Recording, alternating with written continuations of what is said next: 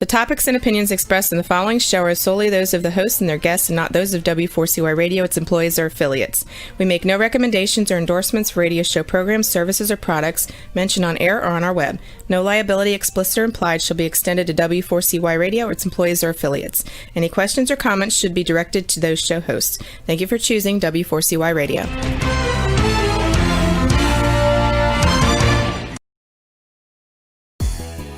Welcome back, everyone, to the Geeks, Geezers, and Googlization Show, the home of Googlization Nation, where we talk with HR and business thought leaders about the crazy shift going on in the world of business, technology, and HR. Here's your host, Ira Wolfe, and co-host Keith Campagna.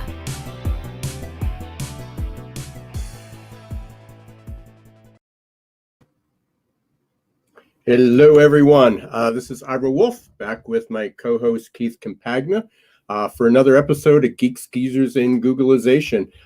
We are going to have Lee Andrese join us today. We're going to be talking about the title of our topic is empathy inevitable? Is empathy fatigue inevitable? We'll get that whole thing out. And part of that conversation was, you might remember if you've been following me, I've interviewed Lee a few times.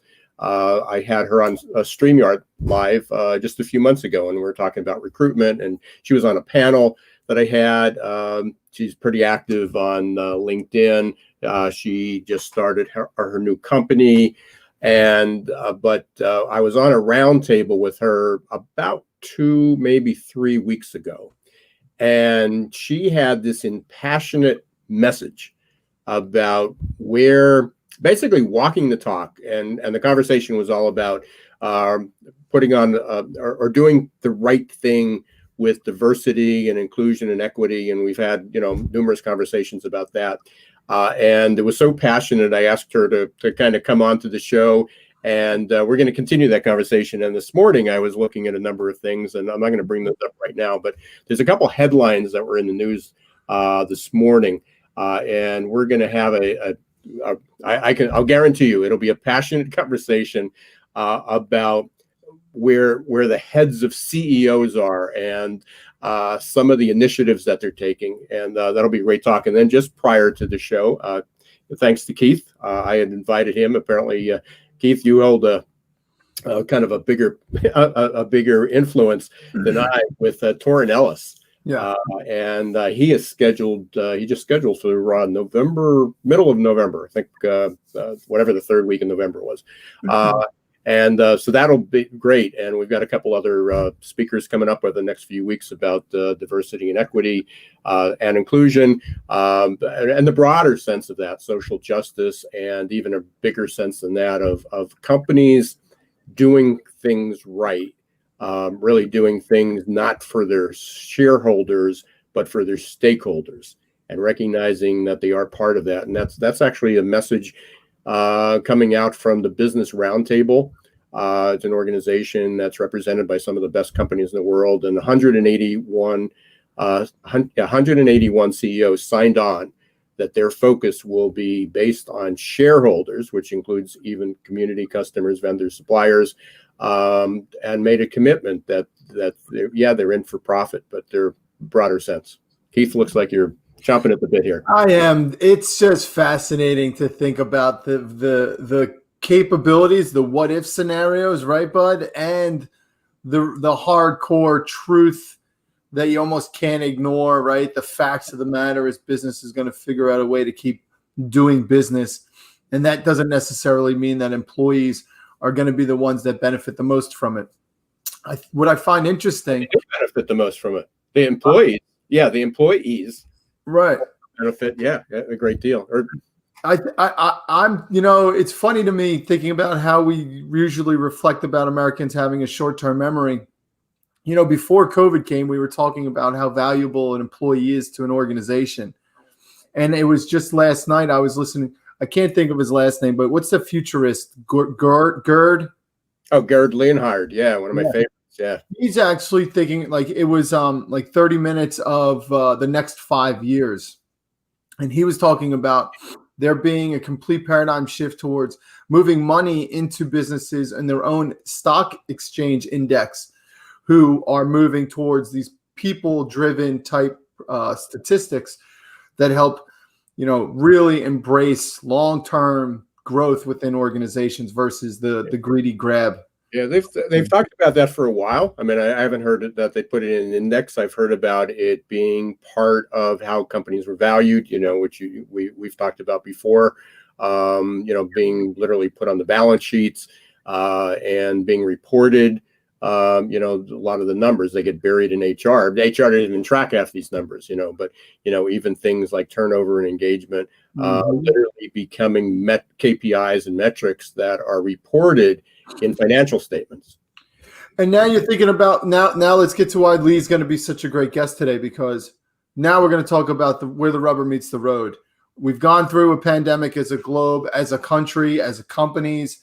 Now the leadership, the very people that we've been talking about with utter questionable at best integrity, what are they going to do? Do they know what to do? Odds are they don't. If they don't, who are they going to talk to? I really think it's great to have Lee on to talk about it. Yeah, we will. Right before we get to Lee, we want to thank our sponsors. Them in a little bit. Bless you. We hear this from our sponsors, Zor.ai and also Success Performance Solutions. So you hear from them a little bit later in the show, but we do want to thank them for being part of that.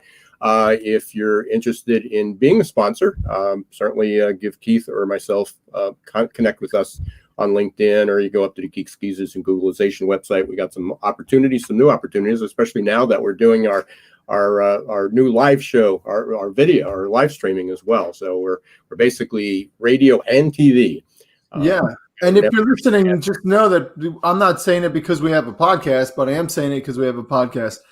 Podcast is starting to capture the attention of your audiences. It's not a matter of does it work? It's a matter of how soon can companies become part of it. I've been reading a lot about it, and in the interest in the category of the future of work, contact Ira or me if you want to talk about sponsorships, because we got a lot going here at the Geeks Geezers and Googlization Show. Yeah, absolutely. There's quite a few things going on. You can check out the website, Success Performance Solutions. Just so I don't forget this, on Friday, and I just did a series with him, Ed Gordon, a friend of mine, colleague. He's had the Gordon Report. He's written 20 books on workforce, labor trends, workforce trends, future. His last book and is up to in a second edition of the same book was Future Jobs. Talked a lot about skills, and most of what he talked about has come true. And he's actually preparing a new white paper, but he has a quarterly, it's a periodic, but it was almost quarterly newsletter. And he asked me, because of the response we got when we did our live streams, he asked me if we could do those live. So on Friday at noon, he's releasing his newest Gordon Report. That's what it's called. You get to it by going either to my Facebook page or YouTube page. It's live on there. Or just connect with me, follow me, connect with me on LinkedIn. You're surely going to see it there. How to view that. And if you miss it, it will be on my YouTube page, which is youtube.com/Ira Wolfe. So don't miss that. And then next week, we're doing on Crowdcast, we're doing a streaming with Scott McKenzie, who was the guest on Geeks Geezers and Googlization maybe a year ago. So lost complete track of time. So forgive me for that. Could have been 6 months, could have been two years ago. But we had Scott on, if you remember, and we were talking about the future of e-learning exploded over the last few months. And so we're going to be doing an update next Tuesday. I believe that's at 3:00. That's free. And we're going to talk about what that looks like, online e-learning, micro-learning. So, but now we have got Lee Andrese. Lee has started a new company. I'm going to butcher this name, I'm sure. Akathame. I hope that was close, but we'll have her correct it. We'll explain the origin of that. And Lee has been I actually met Lee through another one of our guests and colleagues, Debbie Levitt. And you've heard me talk a lot about her, especially with the 4 Horsemen of Bad CX and the kind of experience. She's the origin of the FCDD, which sort of took off. It became my most popular, conversation. Frustration, confusion, disappointment, and distraction. Hang on, I don't know. Just want to make sure. Nope. Okay, just want to make sure that Lee was coming on board here. And I just got a blip on my screen here. It was something else. But Lee is basically doing a lot with UX. So she was understanding the branding and the presentation and really took a dive into the user experience. And so I invited her on, and again, because of her impassioned message just a few weeks ago on the JobSync Roundtable about diversity and especially what CEOs need to do. So let's bring her on. There she is. So welcome to Geeks Geezers and Googlization. Hi guys, thanks for having me. So how badly did I butcher your company name? You did great. It's akathame, and you did great. Okay, thanks. And what? Just have an explanation. Maybe this will be the connecting point. And I'm sure you told me this before, but I only have so many active brain cells anymore, and it's pretty crowded up there. What's the origin of it? It's a made-up name. I took 2 words. I'm actually a holistic practitioner as well, on top of other things. So I took 2 words. The first is akasha, which is energy from above, and athame, which is a tool used to direct energy. So it is really about directing energy. And so as long as you're focused, you can accomplish anything. And so akathame is all about getting focused. Oh, this is going to be a good one, Lee. This is going to be a good one.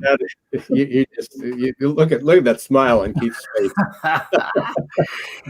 So I also noticed, I was going back through something I didn't know about you. We've only known each other for less than a year, I think. Somewhere down there through Debbie, I think how we met. And I saw that you were a truck driver. Mm-hmm. I still have a class now. Nice. Amazing journey. So that may beat the dentist part in me. So, Lee, I'm gonna jump in. What does a energy focusing, energy driving, talent acquisition, knows when to be funny, knows when not to be funny woman doing on the Geeks Geezers and Googlization show? Ira asked me. When Ira asks me to do something, I just do it. Nice. What is this event? I missed it. I missed the event. What is it that you said that got us talking the talk and now trying to figure out how we could get people to walk the walk? So I think it was on that panel that we attended, Ira, where I spoke up and I have this tendency of twitching when I hear buzzwords used over and over and over again, without anything to back them up, without any data to say, yes, that's actually being worked at in the office, and we see that happening. And they use the word empathy, and that just flipped the switch. And so I got a hold of the mic, and I don't think I got off that mic, Ira, until I was getting ready to. And he had a phenomenal response. Just to give everybody background, I don't remember the exact title, but it's all about recruitment, and it was about how do you create a better brand, how do you attract the right people. And the two, it was Janine Dennis who was on there, and I've got a quote from her which was fascinating. And her last name was Shelley, I think. You remember who the other? I remember.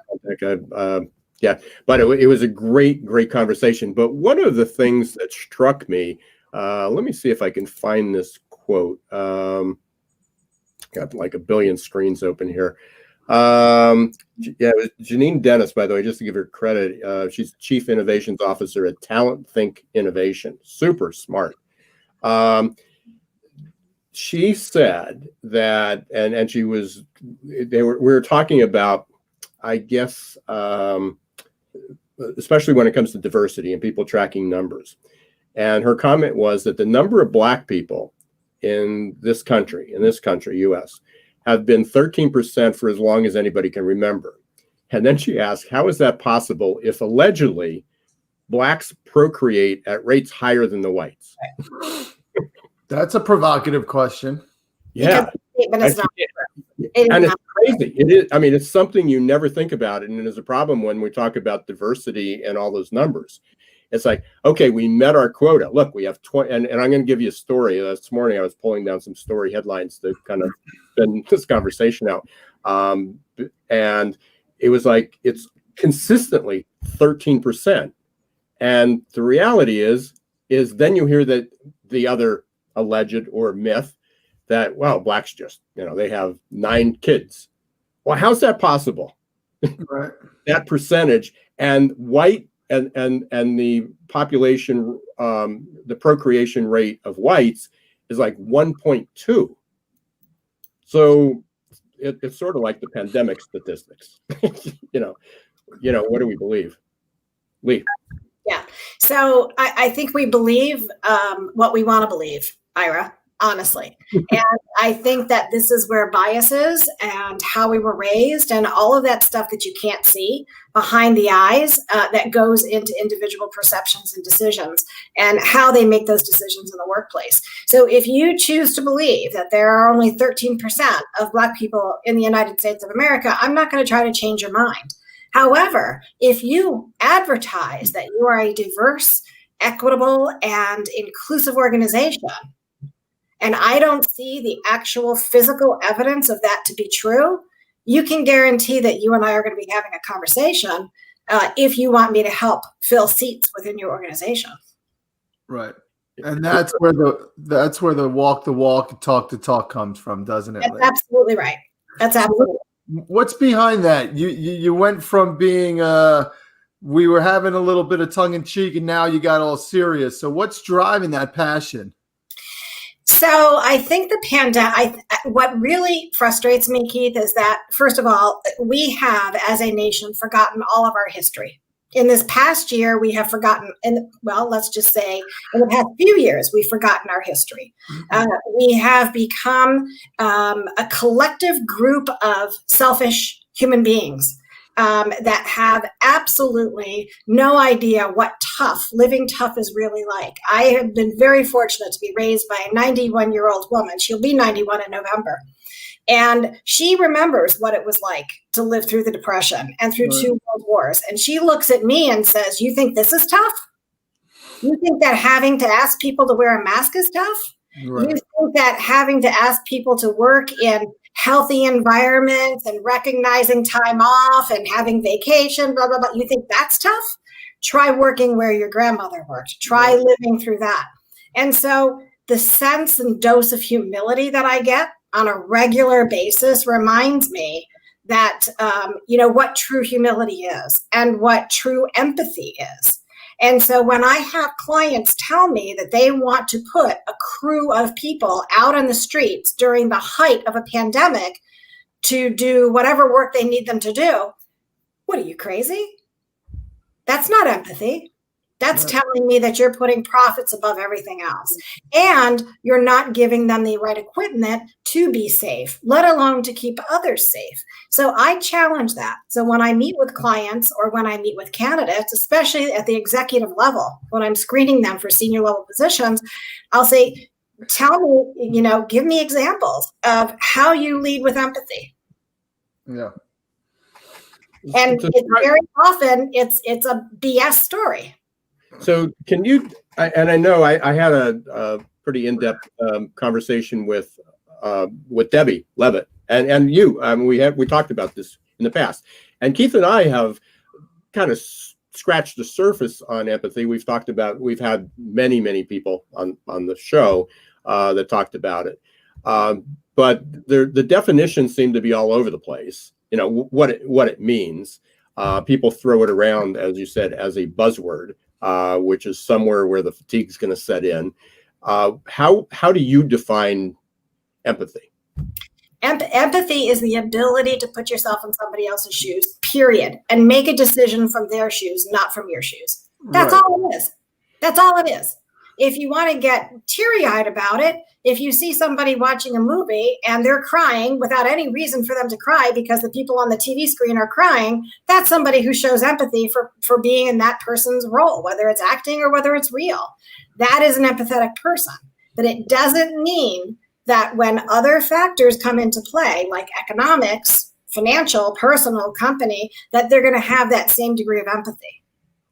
So one of the things that you said I think you said that, or it was a confluence of a lot of information that was coming out, was about CEOs literally wanting, that, and it doesn't have to be a CEO, but from the senior suite, the owners, small business, they got to walk the talk, and not necessarily give a lot of lip service. So I saw these headlines this morning in preparation for this. I do try to do some homework.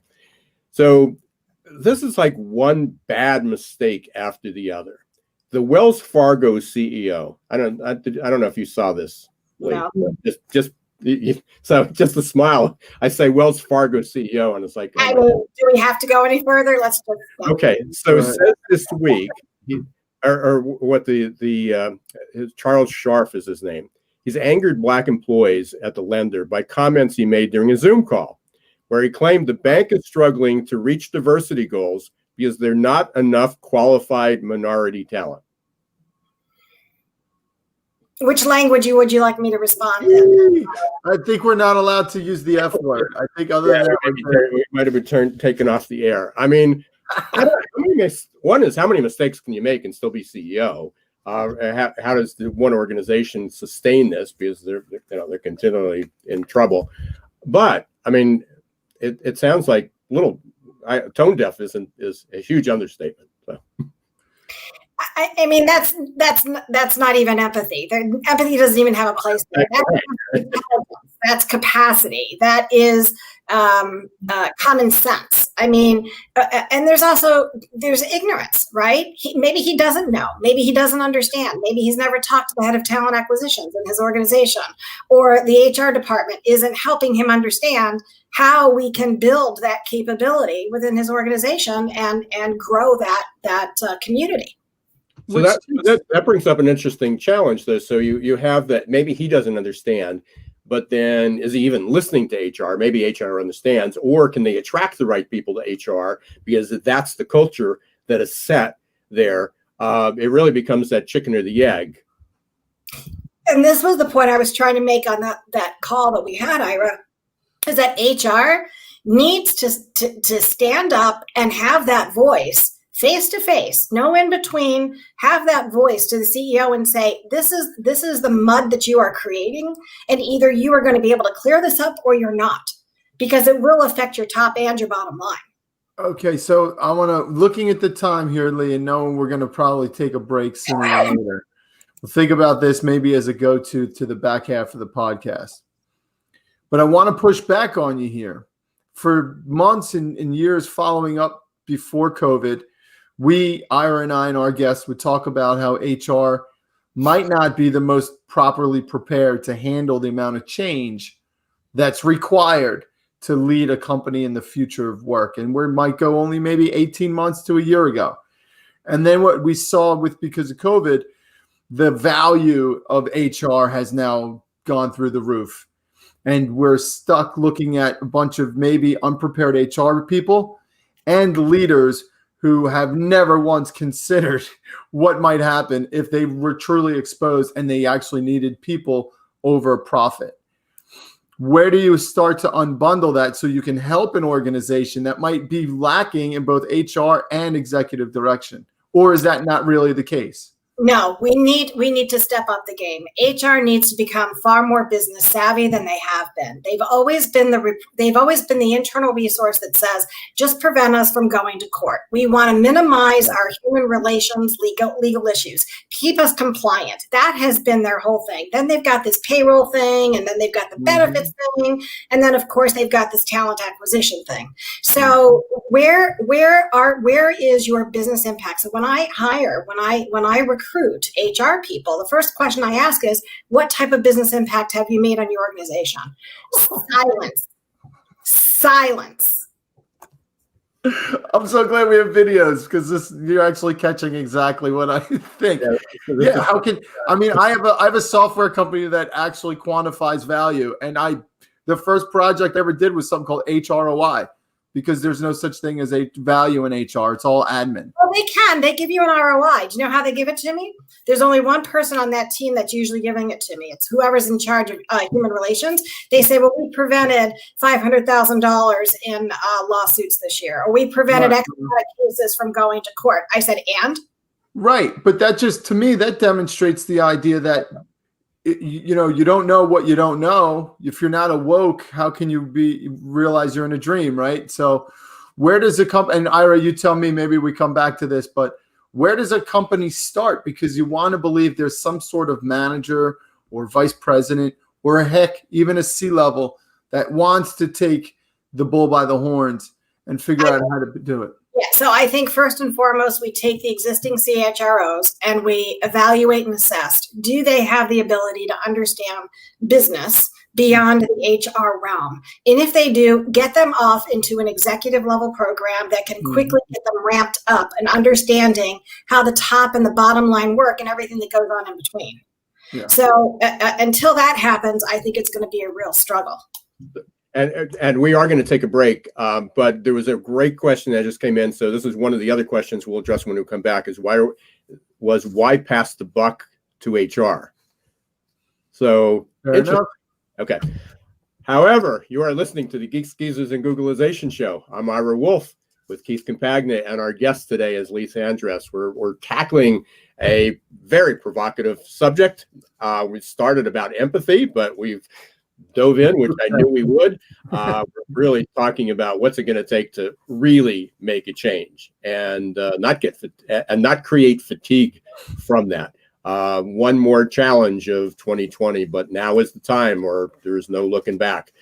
We're going to hear from our sponsors, Zor.ai and Success Performance Solutions. So stay right where you are, and we'll be back in about 2 minutes.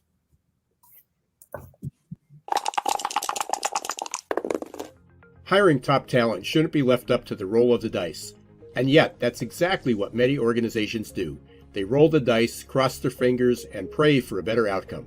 Hiring the right employees the first time is much too important and way too costly to leave to a game of chance. Your employees and your customers deserve better. For 25 years, Success Performance Solution has been helping small and medium-sized businesses hire smarter. They offer pre-employment and leadership assessments from typing and data entry to C-suite competence. Whether it's production, sales, healthcare, call centers, or management, Success Performance Solutions can help. Visit their website at www.successperformancesolutions.com to schedule a free demo or call 800-803-4303.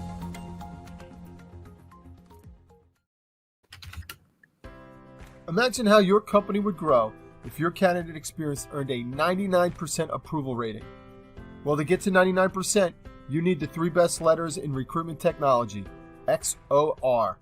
Zor's text bots, chat bots, and audio bots increased IKEA's candidate conversion rate 455%.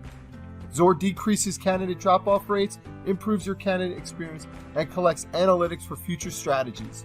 To learn more, check out Zor.ai. That's XOR.ai.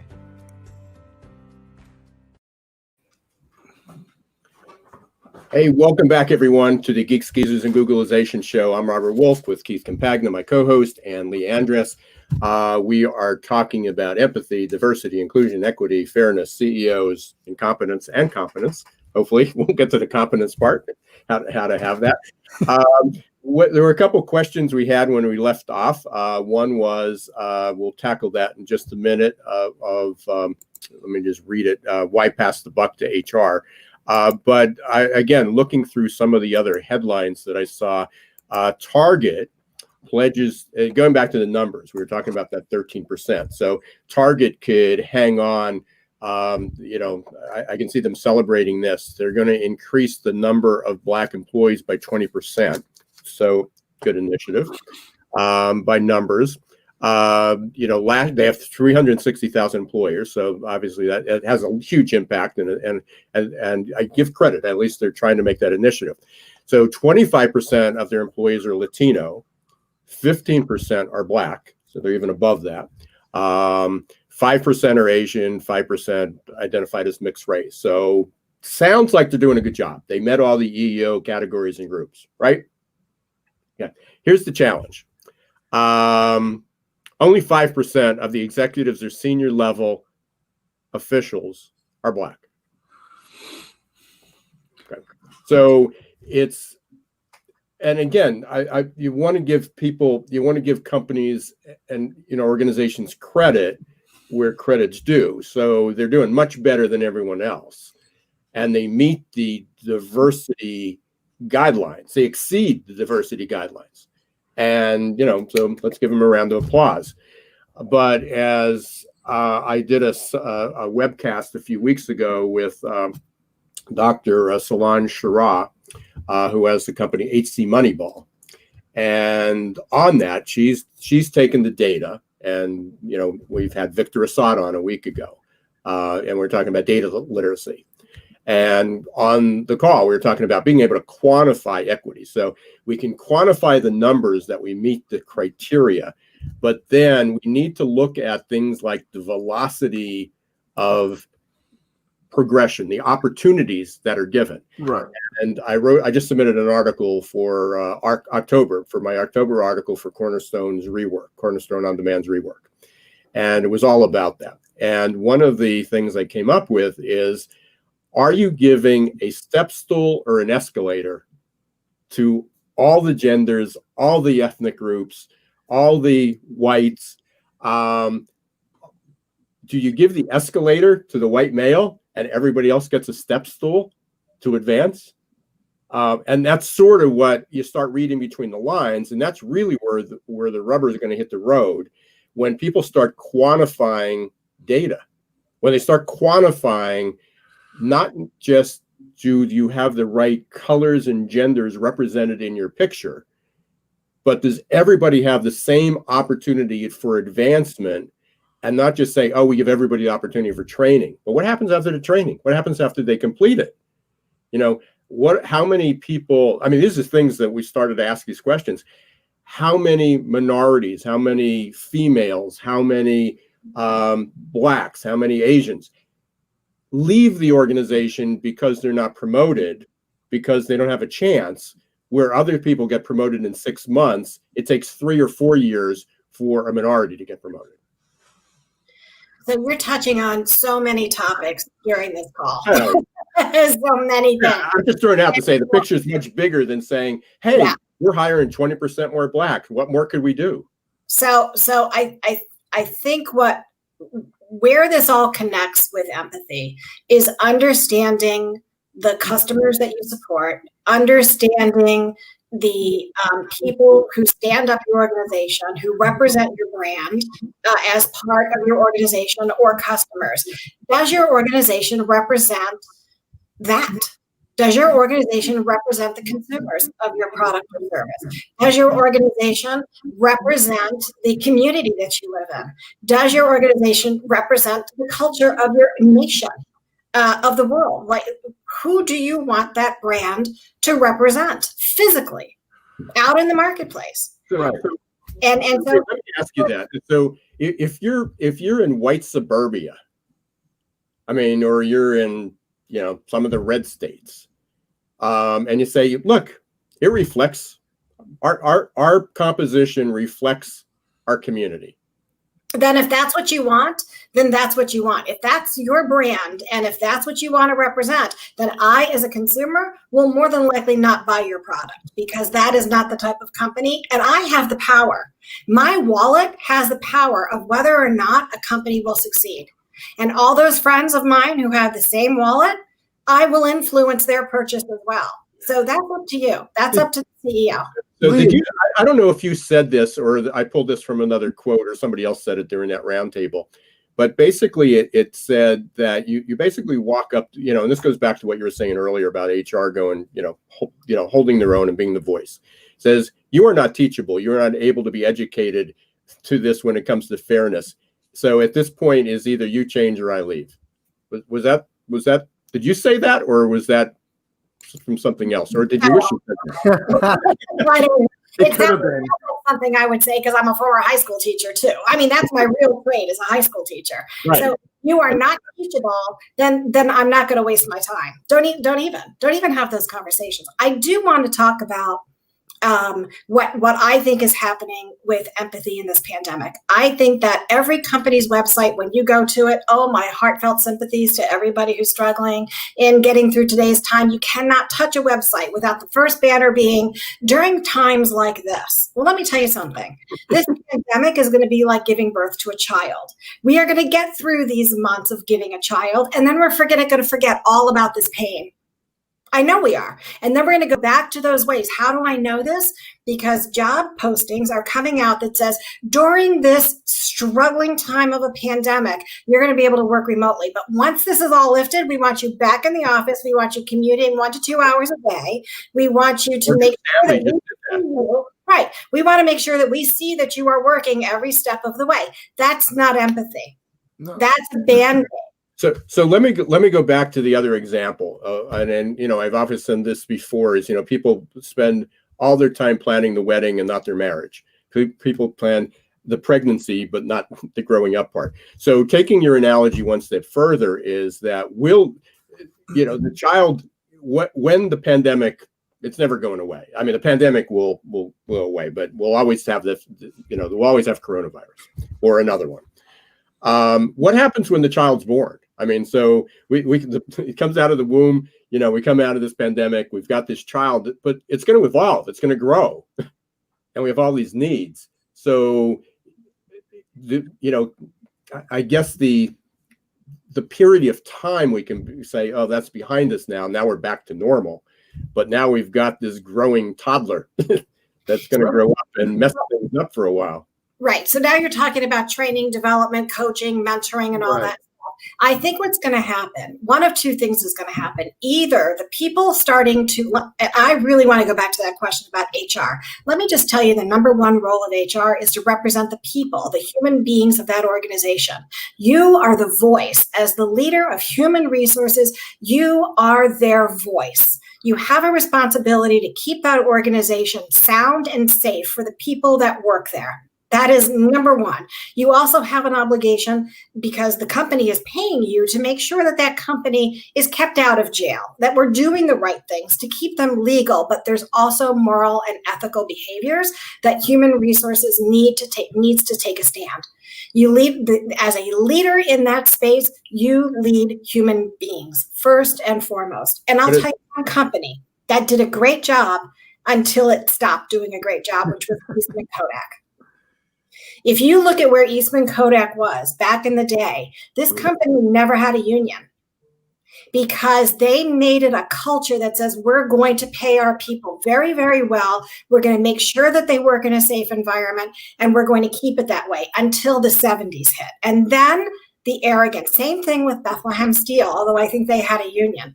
But if you look at these business cases, these businesses that are no longer, and look what happened to them, they didn't change, Ira. They didn't change. If a pandemic doesn't change how companies operate, what will? Is there a company right now that you admire that thinks doing a great job? All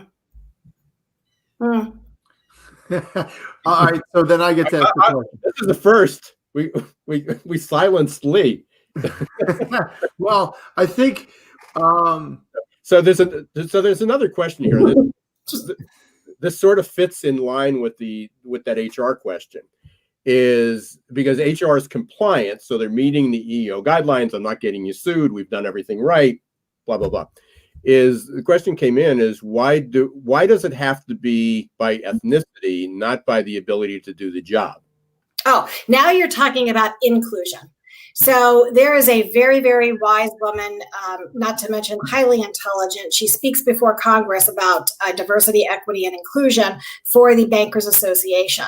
And she said to me on one of my podcasts, she says, Lee, if we are inclusive, we will automatically be diverse. And so if we are not talking to people who are in wheelchairs right now, the people in wheelchairs who cannot drive into work every day, or people for who, whatever reason, can't drive into work, are going, say, all of a sudden now everybody can work remotely. But before, when I asked to work remote, you said that wasn't a possibility. So now try stuffing that genie back in the bottle. That's empathy.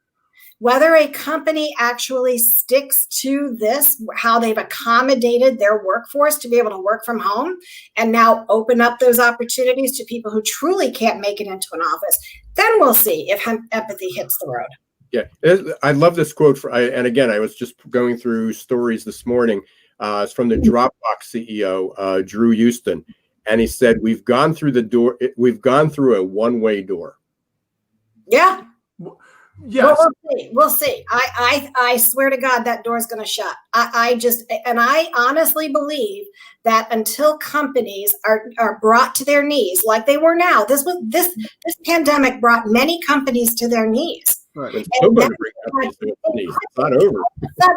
Overnight, they had to be able to flip that remote work button on, right? And so now what's going to happen when it turns around is the workforce. I think the workforce is going to be smart enough to be able to go to their organizations and say, if you want to work with me, this is how I work.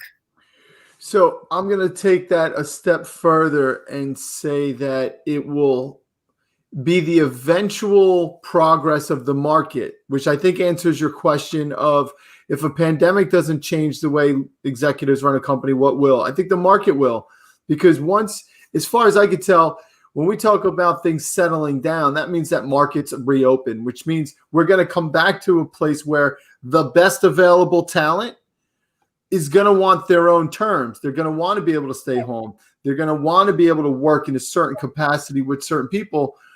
And I think that's what you were getting at, Lee. The idea of pretending that you can now, are as a corporation, can set the rules just like they were before COVID hit. I think you're at a place, and I think businesses that do that will find themselves in a very, very bad position within 5 years. And I'm going to share with you one more saying that is the truest saying that could ever be written. Change you must, or die you will. I don't care if you're a person, place, or thing, or a massive organization. If Bethlehem Steel and Eastman Kodak haven't provided enough case studies for our generation to figure out that if we don't think differently about how we get our work done and who does that work, and open up our minds to all the possibilities, as they say in Italian, goodbye. So Lee, I mean, we're just scratching the surface here, and you know, hopefully we'll get you back on with other people. I think you heard we're going to have Torrin Ellis on, and we've got some real leaders in this, real passion leaders, and you know, love to have you, and you know, as part to continue that. But I've got two questions that kind of wrap up the show.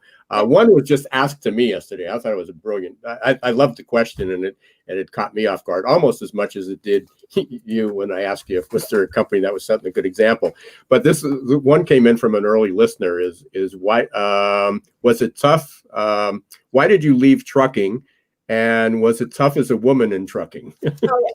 It was very tough as a woman in trucking, but I actually wore a dress every single day.